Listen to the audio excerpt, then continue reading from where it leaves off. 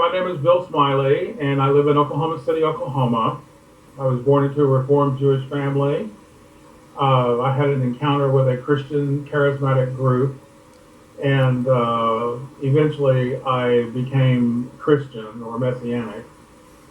And I was a part of that group for about a year and a half, singing songs and being evangelistic and whatever. And I served as a church pianist, and I became a disc jockey at a Christian radio station. A friend of mine came up to the station. We had been talking quite a bit, and it was kind of a simultaneous thing when we looked at each other and said, "Did you know that Christmas and Easter are pagan?"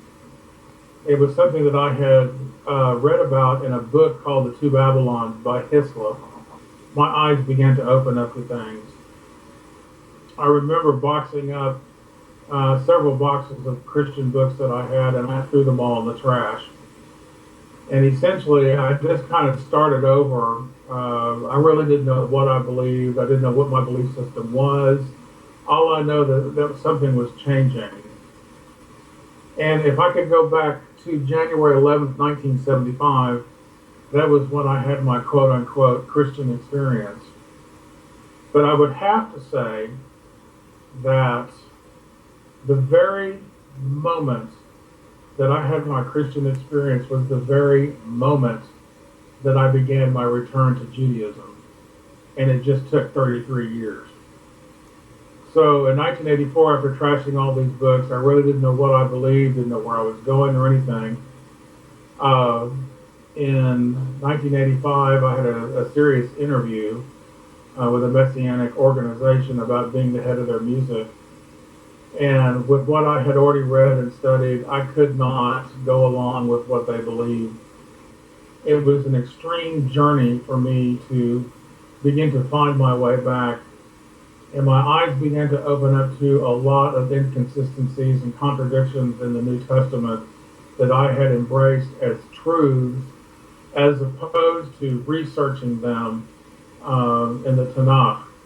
I think when I graduated from Sabbath school, when I was a junior in high school, I probably couldn't tell you the difference between Isaiah and a cracked manifold at that time, and probably didn't care.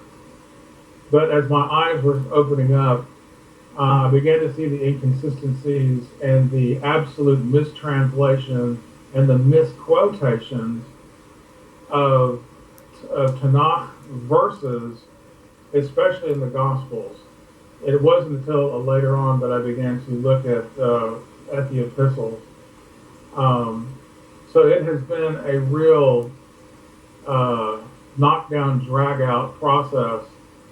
At Shavuos in 2009, I rolled, since I'm in a wheelchair, I rolled into Chabad in Oklahoma City. And all of a sudden, I felt like I was at home. And I remember the rabbi coming up to me when we were having the dinner after Shavuot services. And he said, "Would you tell me about yourself?" And I looked at him and I said, "Well, do you have 3 weeks?" And he kind of chuckled. So I gave him a brief synopsis. And he looked at me with the most loving eyes. And he said, "Well, welcome home." You know, he didn't beat me over the head. He didn't do this, that, and the other. He just said, "Well, welcome home." And over the last 6 years, I've dealt with a lot of anger issues and bitterness and resentment, betrayal, in this process of reorganizing my thoughts. I think I've come out of most of it now, but I would have to say that at this point in my life, I have been set free from reading anything in the New Testament, and I just concentrate on the Tanakh, the Nevi'im, and the Kotvim,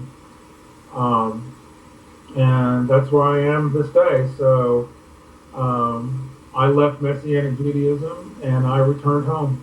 That's the brief synopsis of my life.